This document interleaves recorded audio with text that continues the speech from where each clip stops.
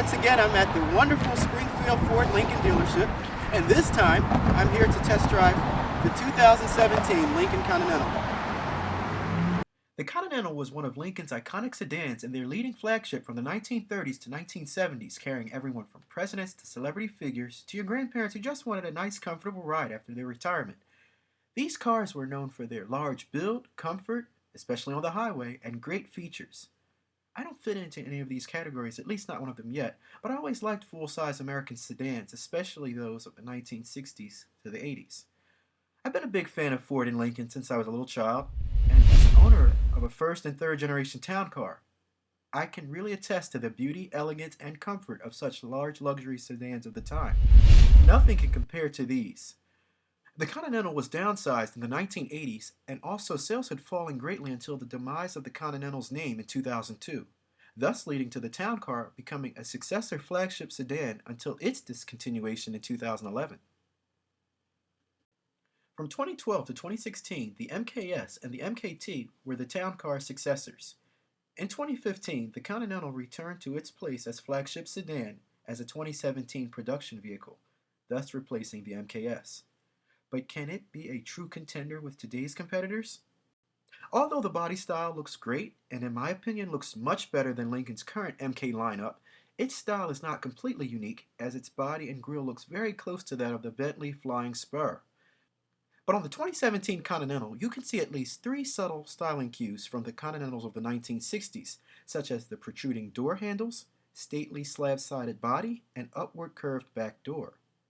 If you ask me, I think this car would be a much bigger head-turner if it had a slightly longer wheelbase, rear-wheel drive, coach doors, and a waterfall grille with a Lincoln hood ornament. But I guess that's asking for too much now, isn't it? Under the hood, there are three engine options available on the Continental depending on the trim level package you choose, ranging from a 2.7-liter GTDI V6 engine to a 3.0-liter GTDI V6, which is capable of up to 400 horsepower. This engine is only available on the highest trim level of the Continental. Provided standard are exterior power rear-view mirrors with heated, power, folding, and integrated turn signals and security approach lights. In the front, there are SOS post-alert crash systems. These are the little circles you see in the front. In the back, there is a rear-view camera and backup sensors.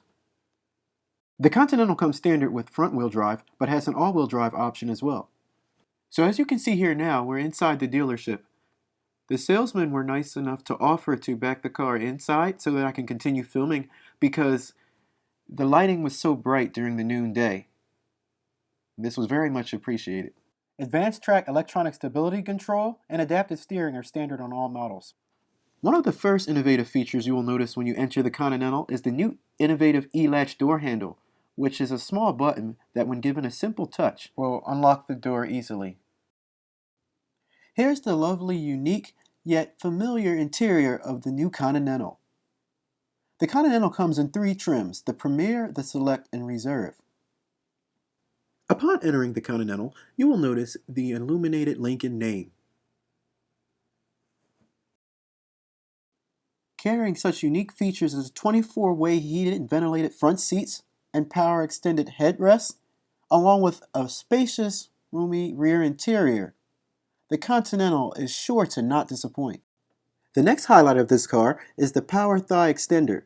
This is sure to provide comfort for trips both short and long. With just the push of a button, you can adjust the contour of the seat to bend and curve inward or outward.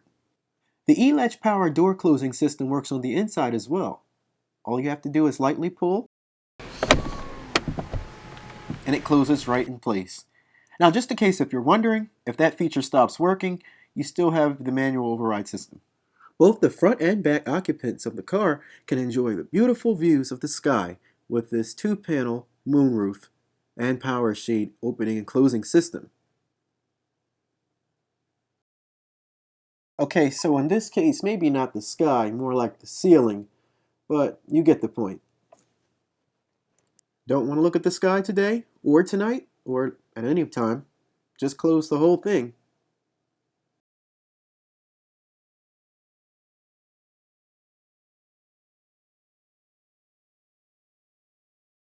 It's a pretty quiet system. Right here you have your armrest with double storage compartments.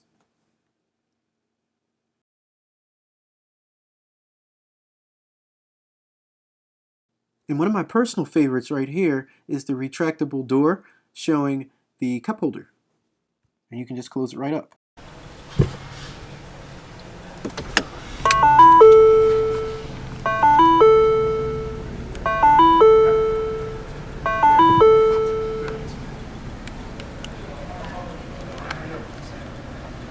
If you noted previously, there is no center-mounted gear shifter in the console. You'd be inclined to think it was up there, wouldn't you? I did. But actually, the gear shifter is right here. It's push button activated. I think this is really an amazing feature, and this actually hasn't been available since the 1950s on Packard and Chrysler automobiles. Honestly though, I do really miss the column-mounted gear shifter. Now right here is your climate control. Everything is all touchscreen operated. It's pretty much self-explanatory right here. You have your audio.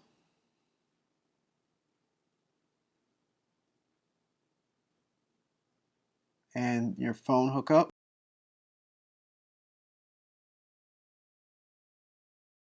Or other mobile device connection via Bluetooth. And this is your navigation right here. The same thing that you'd expect on all luxury models of this caliber. And right here are your apps here. Now the way this works, for those of you who are not maybe familiar with this, you can synchronize your Apple device or your Android device, and you can actually mirror your apps on this display screen. So for example, if you have your navigation system in Google Maps, you can just transfer it to your phone. Now right here you have your controls for your seats to control the heated and or ventilated seats. By the way, the ventilated seats are only available on the reserve model of the Continental.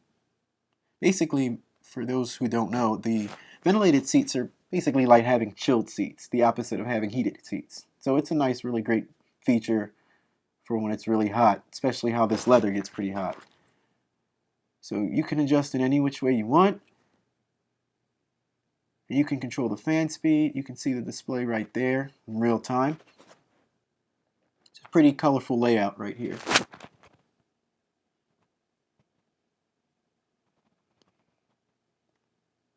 Here you have not one, but two USB ports. And also, you have your standard former cigarette lighter. It's regular charger there.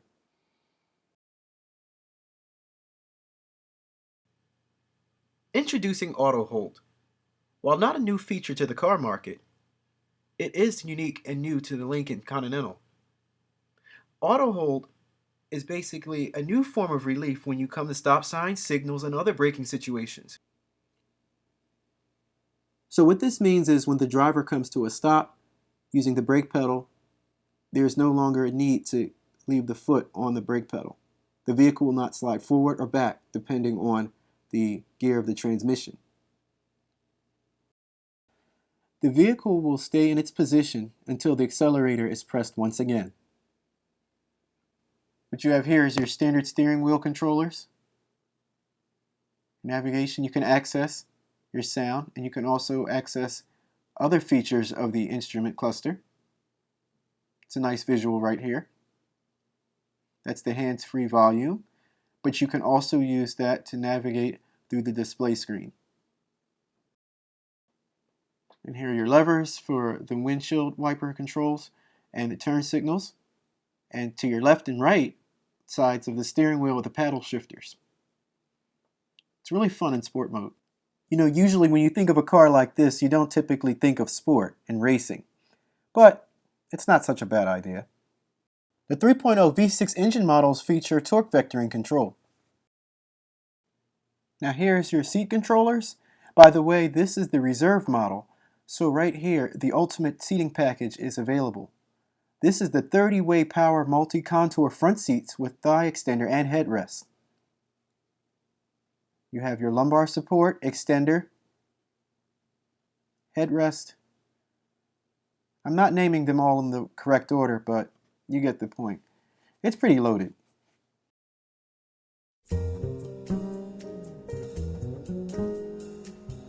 The Continental features 3 audio systems. Standard is the Revel Ultima audio system with 19 speakers. Also available is the 13 speaker set or the standard Lincoln Premium audio system. I think all of them sound really great.